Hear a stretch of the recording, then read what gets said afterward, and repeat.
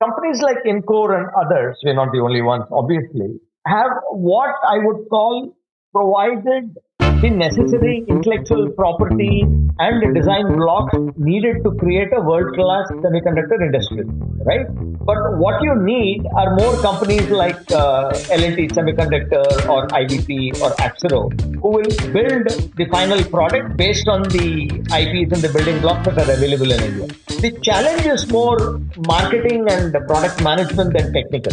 In fact, the challenge is only marketing and product management. So earlier we had a technical barrier also. That barrier has gone away. Hi, wherever you're listening to this, I hope you're doing well.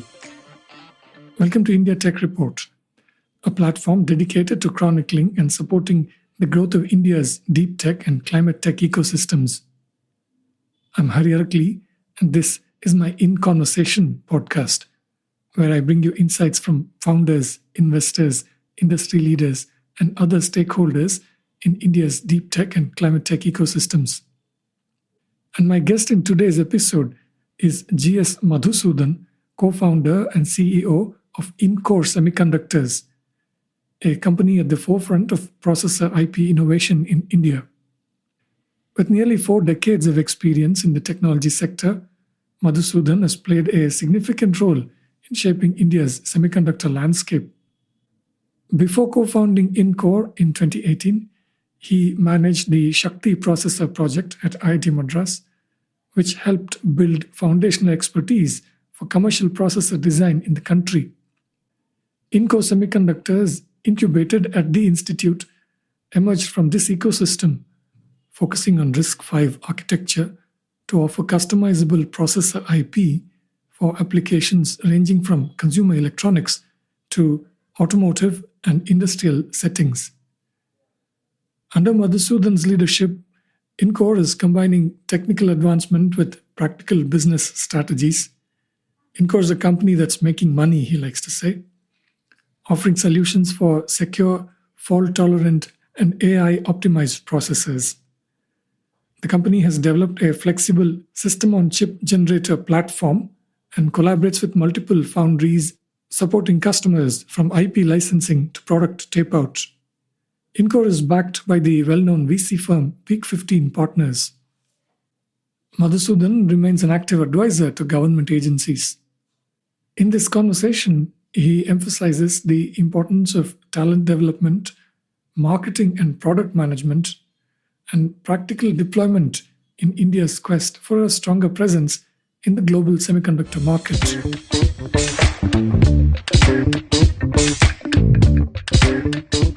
Professor Madhu, thank you for making time for me, sir. You all are well known in India's semiconductor landscape, but for a more general audience, can you start us off with a couple of minutes on how you came to start Incore, and we'll go from there. Okay. So I basically joined IIT Madras as a project advisor after invitation from Professor Kamakoti, basically to start the Shakti project. Even at that point, I was assisting the government of India and some other security projects in a lab that is next to IIT Madras. And Professor Kamakoti met me there and saying, why don't I come out to IIT Madras to help him kickstart this effort? So the Shakti effort was started at IIT Madras basically for 2 reasons. One, to build capability in processor design in India. I mean, India had design talents all over the place, and there have been projects before. We've been designing CPU before, but there's no concentrated efforts to create a research program and to keep generating students and other talent out of that program. The second objective of the Shakti program was to create some open source course which could be used to seed other efforts. The idea was not that necessarily those open source courses would go production, but they would be exemplars and people could study them. They could then clean them up and probably take those things to production. So that is left to whoever would follow upon Shakti. So there was a twofold initiative. One was to build capability and a research base. And by necessity, it was not designed as a very cutting edge program and stuff because we were starting at the basement, correct? So you can't attack Mount Everest on day one. You need to build a base camp, right? where you kind of gather all your resources and then you plan the assault on Mount Everest. So Shakti has achieved that goal, correct? So now there is enough talent available. People know how to do process design and all that. Now you have more and more startups, just not Incore, who are planning more complex devices, partly based on the expertise gained out of Shakti, and definitely they also tap the talent pool. So in 2018, 6 years into the Shakti program, the key members of the Shakti program, Neil Gala, who was a student who did his PhD, then became a full-time project member of Shakti, Arjun Menon, and Gautam Doshi, who was helping Shakti from Intel. The four of us decided to start Incore to create commercial grade processors in India. So inspired by Shakti, 2018, Incore was founded.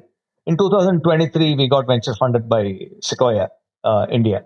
Sequoia India now has become Peak 15 Ventures.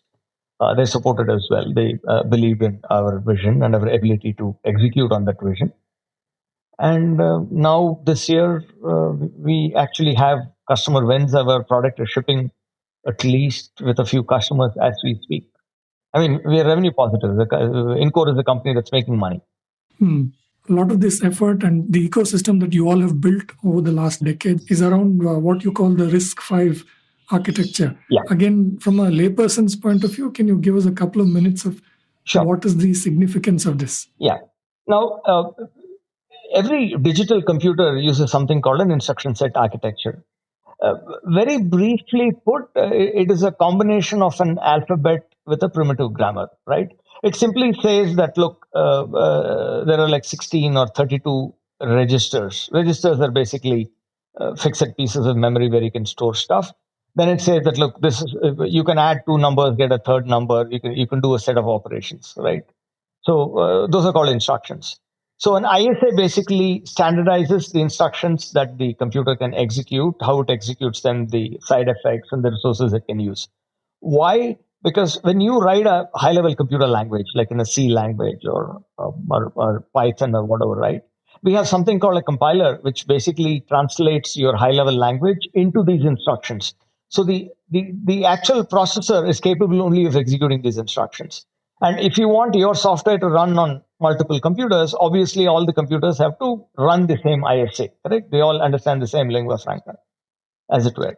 So ISA is basically the digital instructions that every digital computer understands and executes, correct? And ISAs have existed since the 50s when computers first started coming.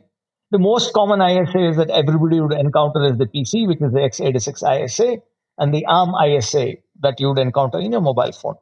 Both of these are proprietary. So for you to build a computer using these ISAs, you need to take a license from Intel or ARM. Intel typically doesn't give licenses, ARM licenses it, right? Then it gets expensive and all that. So 2000, actually slightly earlier, before 2012, UC Berkeley, which is one of the places where the the RISC reduced instruction set computing got invented. They were on the fifth iteration and hence RISC-V.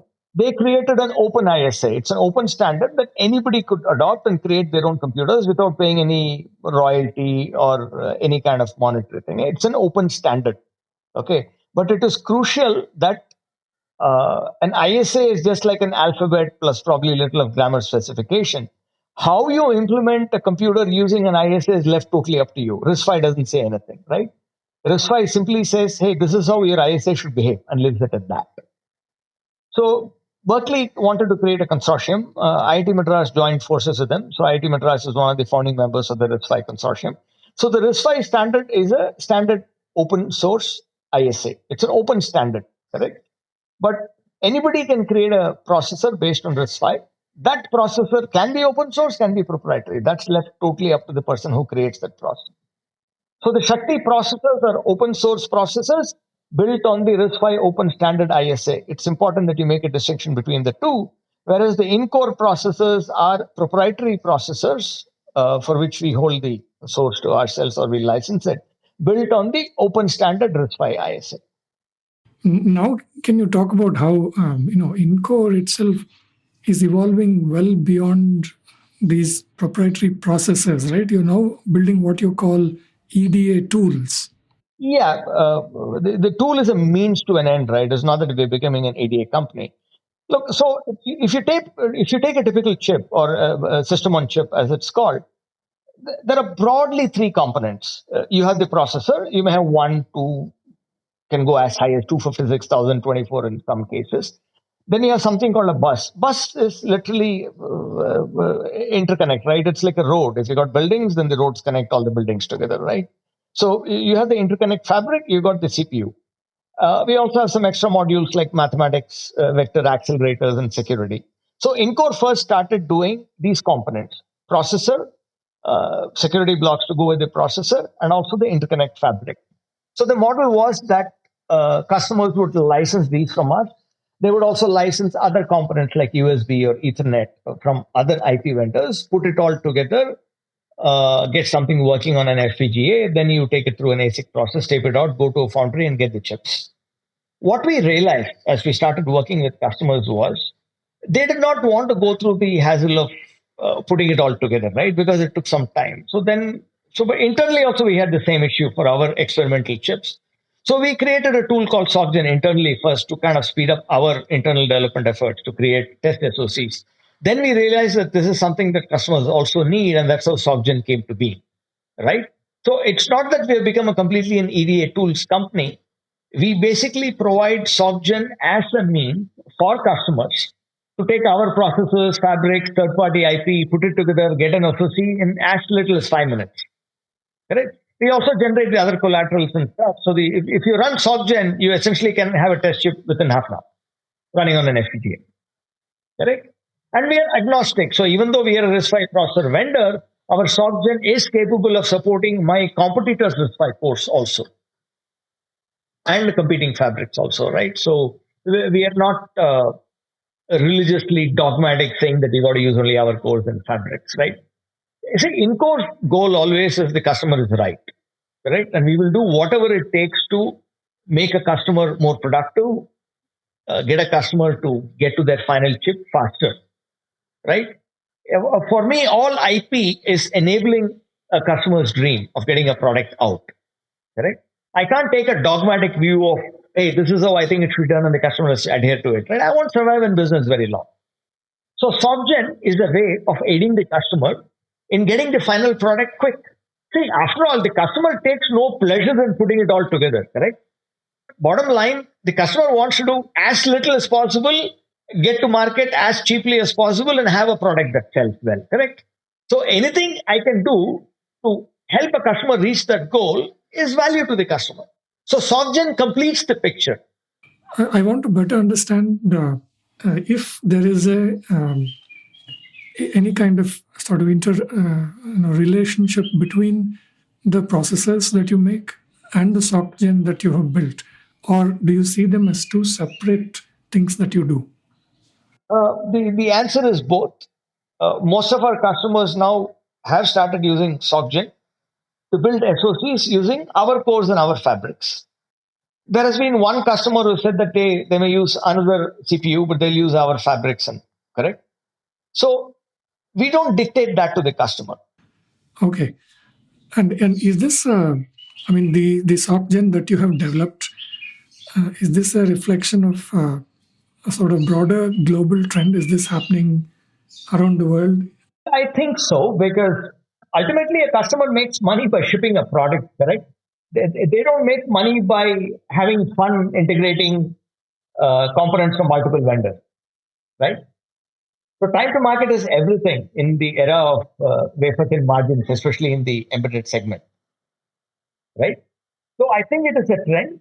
I think Incore is one of the forerunners of that trend. Other people have done this before. Tools like this exist. Okay. So I'm not going to go around and claim that, look, we invented something like this. This has been there. People have talked about it at least for 10 years, if not more. But I think it's how we have implemented SockGen, how flexible we are, the features we are adding. I think that makes the difference. And any early examples of the type of applications, the types of customers who have used your SockGen already? Typically, so all my current customers use it. So most applications typically tend to fall into the industrial or automotive space. things like motor controllers and radar controllers or IoT devices and so on. But there is nothing inherent in SOCGEN that prevents you from doing more complex devices. So I'm pretty sure you'll hit some limitation when you do it, but we can add design changes to go past this limitation. The architecture is not limiting. I mean, we have tested with a certain class and certain complexity because that is where I see my customers. Correct? Obviously, I will not try to enhance SOCGEN today to do something like an NVIDIA GPU, right? Because I can do it, but then I need test chips and all of that. So SOCGEN will evolve to cater to the kind of customers whom I'm encountering. The architecture itself is not limiting. Correct? I can go as complex as I want, but obviously, at any given point of time, we will target the kind of segments that we are having traction with.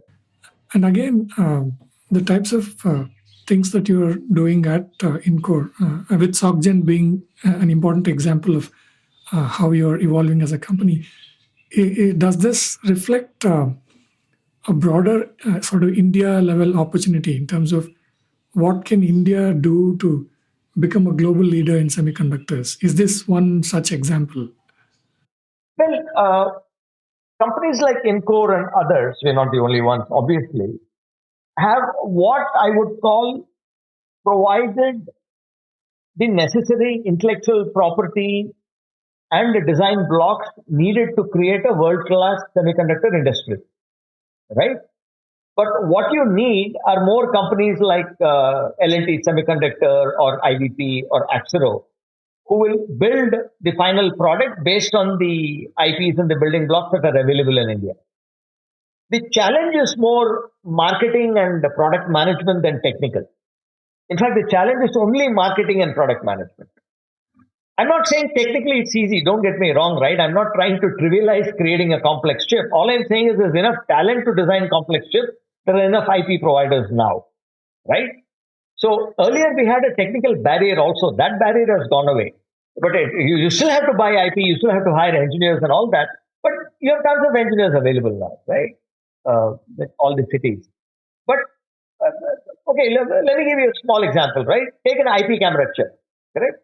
It's a fairly simple chip even for a 5 megapixel camera. Most of the IP is available in India. I think only the video codec IP is not available, but a company called SmartDV has launched one. We are in the process of evaluating. Most of the other IP vendors for video codecs are abroad. So we have enough design talent to put in to create a IP camera chip and actually get it to production in 9 to 12 months. You don't need to wait for 18 months. Correct? It's also not a great deal of money. Typically, to tape a chip out, the entire business cost of getting a product out is in the $5 to $7 million range, which is affordable. The problem comes that this is a commodity product, correct? And currently, IP camera chips sell for about $2.5 to $3 range for 4 megapixels. Now, there are going to be multiple players, correct? So you got to worry about your margins. You got to worry about how many units you can ship. You got to figure out if you can sell in markets outside India, right? Because the market is kind of competitive, your margins won't be that high. So if margins are lower, you need to do volume. So you need to figure out where you get the volume. There is business, right? An IP camera business is a great business for an Indian company to get into because the Indian market is growing huge. It's a pretty high percentage. But more importantly, a lot of the older vendors of IP camera chips have kind of gone away. One of the majors is struggling now because, see, whenever it becomes a cost competitive market, especially Western vendors kind of have a problem because they're used to higher margins, correct? The company structure is geared towards higher margins. I mean, if they shift a lot of operations to India, they can probably thrive on lower margins, but that takes time to do. So generally, you will see that a lot of Western semicon players are getting out of the lower margin business. And in India, because the costs are low, those lower margins may be high enough for some companies here, correct? So there are markets where the West is also exiting, and we should fill up those, that vacuum should be filled up as closely as possible. Can you delve into the idea of marketing and product management being an important challenge? Explain that in simple terms. Do you mean that people should basically be willing to take the risk of taking this chip design and actually putting it in a new product and shipping those? No. No, no, but you take the chip itself, right? I'll tell you where the problem comes from, right? The MNC companies created a lot of chip design labs in this country, right? So we have a huge bunch of trained manpower. Some of them came through Indian companies actually. Everything didn't come because of the MNC companies, right? Indian companies and other people probably contributed 20, 30%, and then the MNC contributed about 70% or so, right? But most of the people employed in these companies are techies, correct? There are very few people whose job is it to conceive of a product and get it to market. So even the people working in sales in the MNC companies typically tend to have a product portfolio that is given to them, and they have to sell it here. That's changing slowly. There are India-specific products that some MNCs have started doing. So all products conceived outside India is no longer the case. That is changing. It's changing slowly. But the problem is, if you do a startup in India, if you want a head of marketing or product or strategy who can conceive of new products, it's very tough to find somebody who has had that experience. Because typically those jobs are done in the US. So you've got two problems. People who can conceive of a product and market it, pretty rare in India. And even if you get people from the US, they may not understand the Indian market very well, right? What kind of chips sell, pricing, strategies, a whole bunch of things that need to happen. So there's no shortcut to it. We need to groom those people. In fact, I told one of the IIMs, I forget which one, I think Bangalore, that they really should be teaching people on how to do semiconductor marketing and related technology marketing as a core subject, or at least as a very strong elective, right? So the issue lies more with the management schools than with the technical schools. They need to churn out semiconductor marketing and product guides. So at a Incore, the company level, this probably means that you have to necessarily be a global company right from the beginning. You have to go where the market is, where people understand what you have done and the sort of value or the significance of the products that you are building, and therefore that's absolutely. And we have been global from day one. See, courtesy the fact that IIT Madras was one of the co-founders of the RISC-V consortium. I had been dealing with the consortium since the day it was founded, correct? And everybody knows Incore because we have been there right from the earliest days. In fact, the RISC-V International's compliance suite has been donated by Incore to them. So I have a unusual circumstance for an Indian deep tech company that I have close to 100% market recognition throughout. Everybody knows about us. So I don't have the problem that a lot of Indian companies saying we won't be asked as to who we are.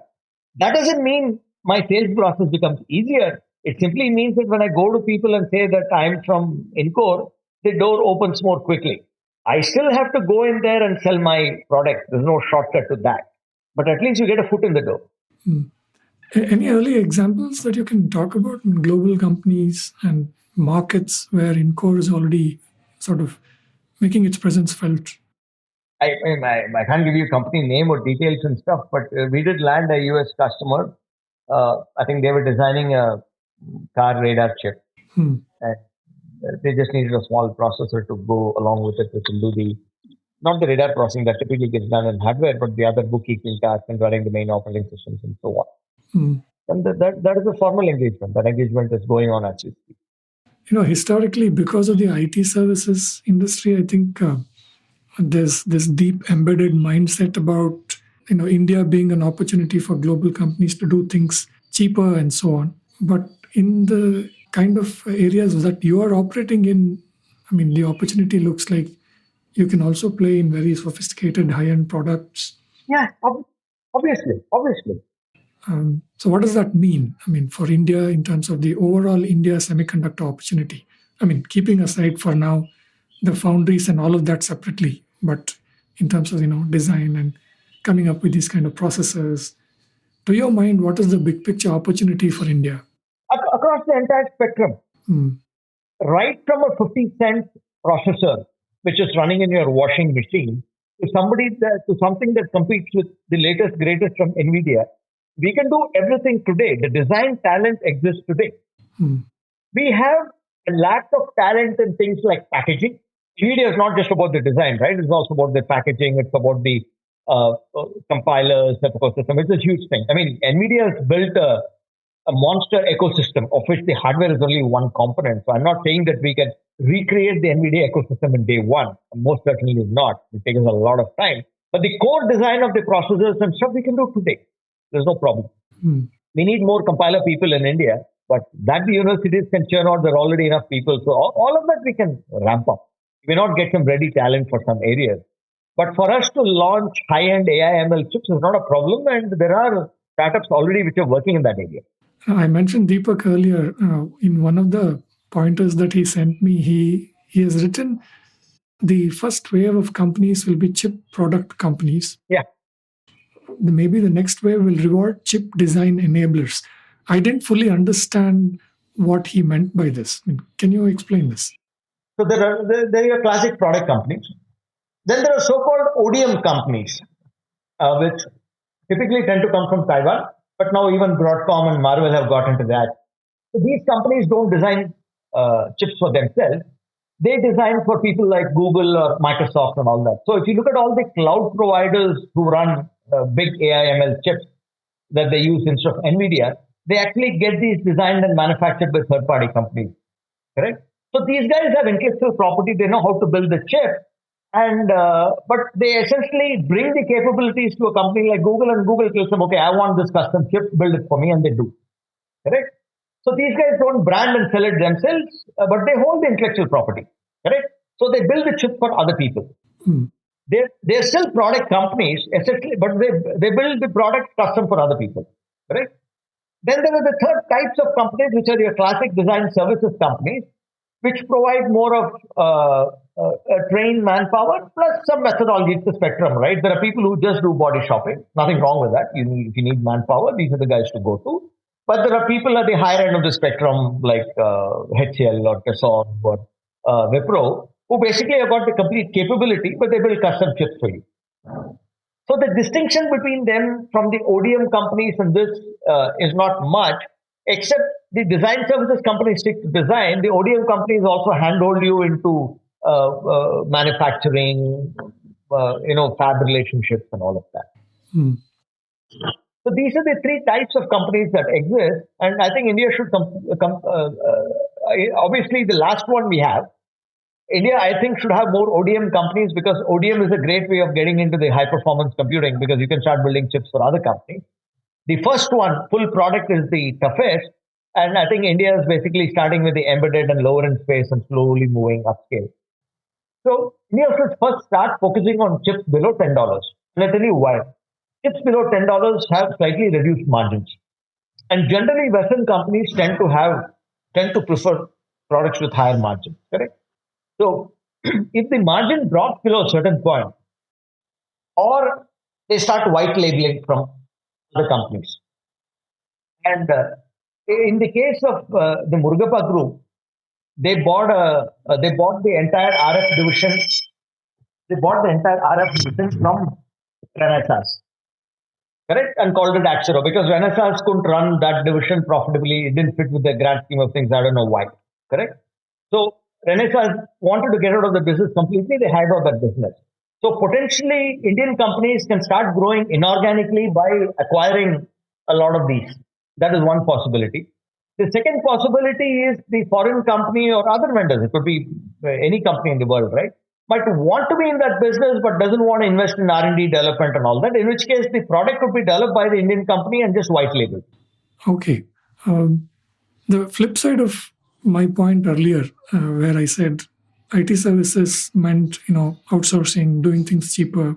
Does that still apply in the semiconductor design arena, where for global investors, VC investors and private equity investors, would they see Incore and other companies like that as attractive because you can probably do a lot of the same high-end work, but a lot more, capital efficiently, if I can use their language? Yes and no. I don't think there's a straightforward answer to that question.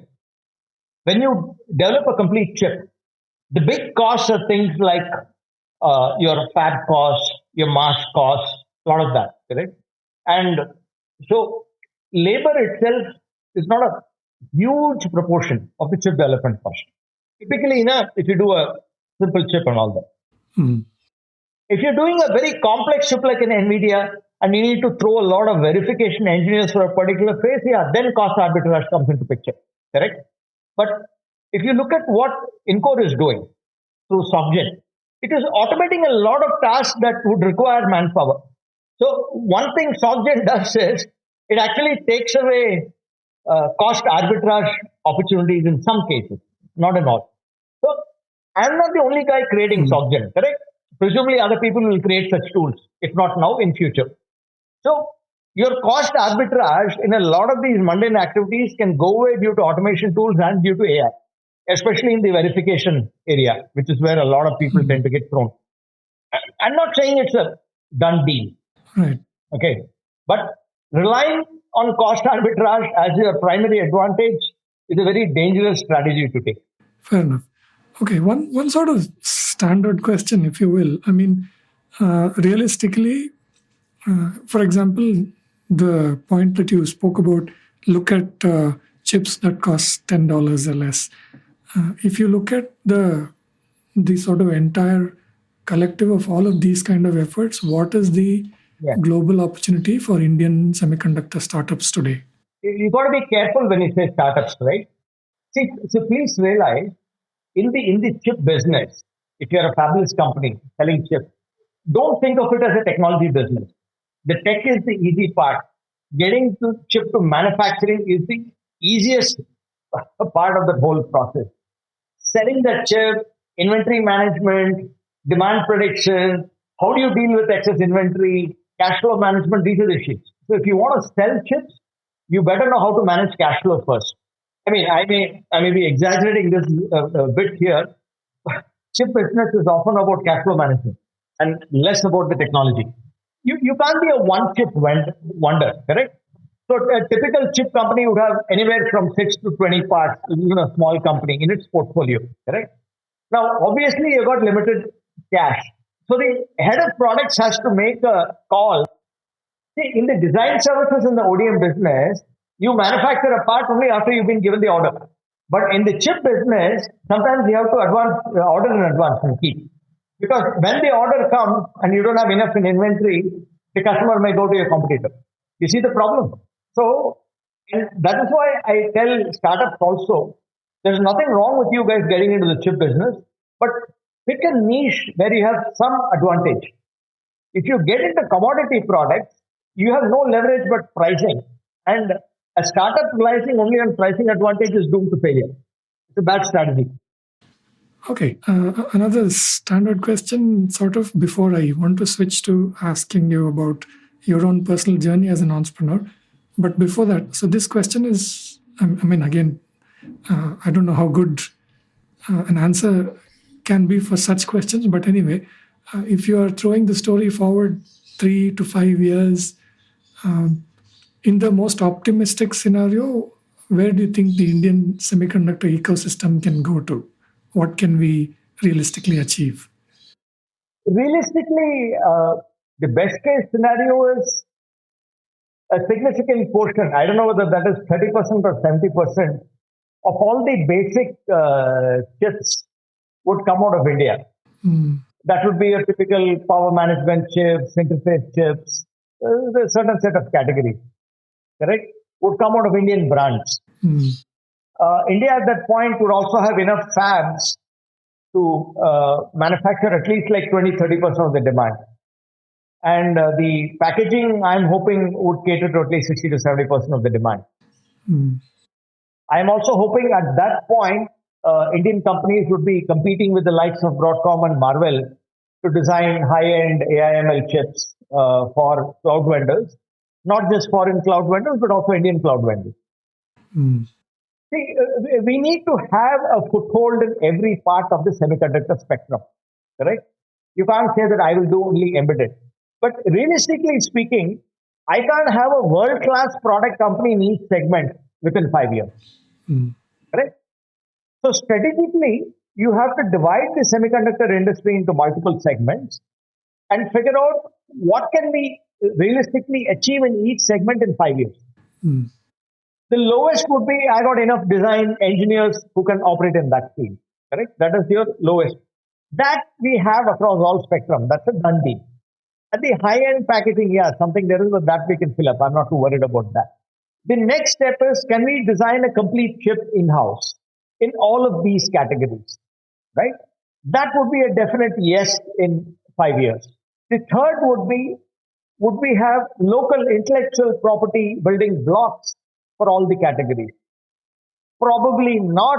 This is where the government through DLI and stuff has to figure out where are the sectors where we want to be leaders or at least the number two in the world and ensure that, see, for intellectual property creation, you need to have a focus also, correct? You need to pick market segments and all of that. IP. The next one is final branded Indian products, which are the segments in which you want to have branded Indian products shipping in volumes of 5, 10, 15, 20 million per year.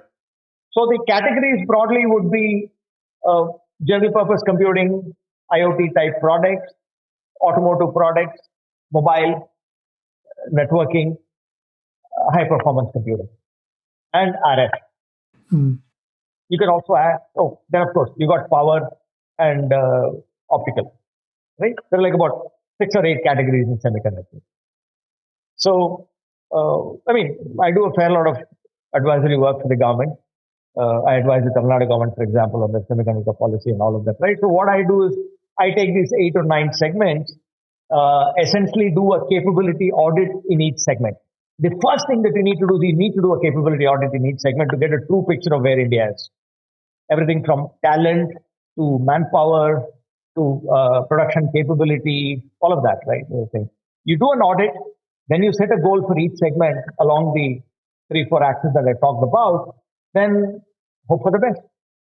So, extending this thought process, is it too early to think in terms of billion-dollar revenue companies coming out in this sector in India?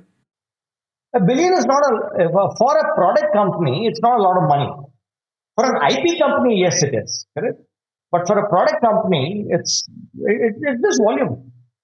It's very simple, right? If you're selling a $10 chip, if you're selling 10 million pieces a year, that's 100 million a year itself, just one part, correct? 10 of those parts will get to $1 billion. I'm trivializing it, I'll accept that. But I'm not saying it's easy, right? I'm not making it sound trivial. But it's not as far-fetched as you think it is. But having said that, $1 billion is a fairly large target for chip companies. If you look at all the major chip companies, there's not too many over $1 billion. Probably about 15 or so, something like that, I keep forgetting. Now, if you ask me, will India have a lot of billion-dollar companies? No way. My gut feel is 1 or 2. Yeah, even for those 1 or 2, that is what I was curious about in terms of whether the critical mass of all the necessary ingredients, and you've spoken about how the business side of things is the most critical thing where we still lag advanced economies. So just as an interested business and tech reporter, for example, Tejas Networks or even Sankhya Labs, and even more recently Steradian, very interesting companies which got sort of acquired instead of becoming really big on their own. So I was just wondering. No, that's because, see, I told you, right, chip is a cash flow business, correct? So if you want a $1 billion company, growing it organically not going to be easy. It used to be easy earlier, 20 years ago, because the market didn't have too many players. Now the market is tough. If you want to see a $1 billion product company, you're probably going to see it coming out of something like, for example, L&T Semiconductors, right? Which is well funded, has got a parent with deep pockets, and who can afford to burn a bit of cash to grow. And who also have, obviously, cash for acquisitions. L&T Semiconductors has been acquiring a few companies, correct? That's the way to go. If you grow organically, it can take you 10 years. But strategic acquisitions make sense. But you've got to be very careful while acquiring also, right? It's got to fit in. You need to have a good vision. But either L&T Semi or Axero, staff with professionals. If you look at their CEO, their management team, they're all semiconductor industry veterans, right? They know the business very well. So we have the talent, and we do have, L&T Semi is part of the L&T group, so they got enough backing. Axero is part of the Murugappa group, which is also a pretty large conglomerate. So all of these guys can grow rapidly. When they want to become $1 billion company and stuff, we have to ask them. But all of them have potential to become $1 billion companies easily. Okay, let's wrap up this conversation with your advice for young people coming out of college who are interested in this industry, as well as advice for those colleges and institutions.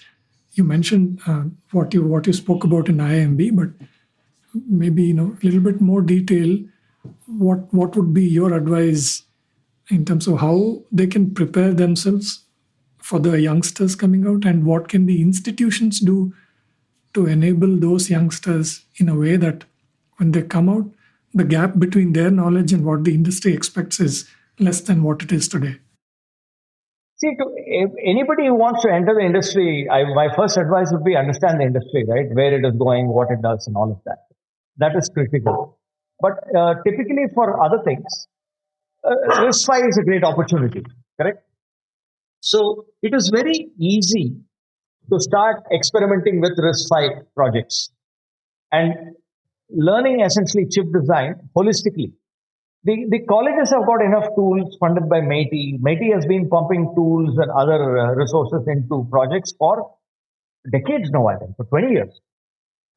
The student can't be trained in a vacuum, correct? So, for example, any college can take the Shakti open source processor and teach a student how to enhance that processor, understand processor design itself. Or it can take that processor and take it to the chip design flow. They can teach things like verification or writing embedded software on top. To do all of this requires faculty to guide them, right? So the biggest problem, and I've been working with colleges for a long time, the biggest problem always has been there's no dedicated faculty for all of this.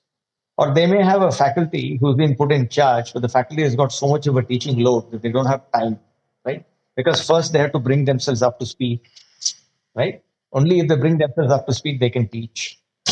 Professor Kamakoti has been, not just Professor Kamakoti, IITs in general, but in my area especially, I know Professor Kamakoti has been doing it. IIT Madras has been offering faculty training programs for quite some time. Right? The faculty comes over, gets trained at IIT, then they get trained and all that, right? So there's no excuse for doing all of that. But a lot of colleges, I guess, are understaffed. They don't have resources to dedicate faculty for running these labs so that the students can get taught. I have worked with any number of colleges trying to get such industry-oriented curriculum going. Sorry to say, it's failed in most places. Incore works with a couple of places where it has been very successful because the faculty is actually has taken it upon themselves, right? So unless there is a faculty champion, it's not going to work. I mean, 1 or 2 brilliant students might self-teach and all that, correct? But those will always come through. But the vast majority of the students who are pretty smart but will require a bit of handholding, at least at the beginning. For that, we need to make faculty resources available. I'm not saying that the faculty is not capable and stuff, right? It's purely a resource allocation issue. Then you can bring the student up. There's enough training material. It's not rocket science, right? So people can be trained. So we need to make a determined effort to dedicate faculty to train students. Then you will see a lot more industry-ready students who will come out of the system. Okay, let me end with another sort of standard question I like to ask. If you look at the next 18 months sort of time frame, maybe it's too short for a company like yours, but still, what might be your top priorities? 1, 2, 3. Just bringing it back to Incore, yeah. Oh, Incore, so my priorities are very clear, right? I basically need to mature SockGen and get far wider traction with SockGen. We're getting it. We've got quite a few test pilots lined up. There are people who want to evaluate. So the SockGen just got launched, right? So SockGen has to mature. So my first priority is going to think. But at the same time, there are customers who are licensing my course. So technology is all nice, but when you sell them, you need support. So we are focusing significantly on our support engineers, field application engineers, and all of that, right? You can't just design a part. You got to support the part well. Ultimately, I survive only if I keep my customers happy, right? I literally worship at the altar of my customers' happiness. So we are beefing up our application support significantly, right? We also have product enhancements, right? We're getting into functional safety. We are getting into security is there. We're doing vectors. We're doing multi-core. We have the Dolomite, which is the next high performance thing that's coming up. But broadly, what you will see is purely in terms of product development. It's not that we will necessarily go faster and faster processors. We'll go a little more horizontal, adding more features. For example, one of the things I'm hearing from a lot of customers is, hey, I don't want a faster processor. I want processors which can move data faster. Okay, I'll tell you where the problem comes from. When you do AI ML, your bottleneck often is not computing. It's getting memory, getting data as fast as possible from the memory into the processor. It's called the memory bottleneck, right? So often the limiting factor is not computing power, it's the speed of your memory, right? So as we work with customers, we will basically focus our engineering efforts on solving their problems. That doesn't necessarily mean adding faster processors. It might be other features that they want to add. So we got a bunch of those. We'll prioritize that depending on what our customers ask for. But SocGen, customer support, and since we are shipping products, obviously will be, and new products are coming, quality is number one, right? I would rather not do a couple of features and give those features in the next version than compromise on quality, correct? So I'm not in a features game. See, I supply to industrial, automotive, and all of that, correct? Those are all places where the processor has to be rock solid, correct? I'm not necessarily selling my thing only into some toy or some inconsequential applications. A lot of the applications I'm providing my cores and products to are, while we don't yet provide what's called functional safety components with a high degree of safety, but my industry that I go into, they can't be unreliable parts either, right? So we have very high quality parts, otherwise customers won't be buying it. But there's no such thing as enough quality, right? So if you can find the right talent who can show us intelligently how I can do my testing faster and all that, we will also invest in those areas. That's it for this conversation. For my pick of daily headlines on deep tech and climate tech from India and around the world, please listen to my India Tech Report Daily Morning Brief podcast. To support my work, please subscribe to my free newsletters at www.indiatechreport.in to get all these in one place. I'm Hari Arakli. Thank you for listening.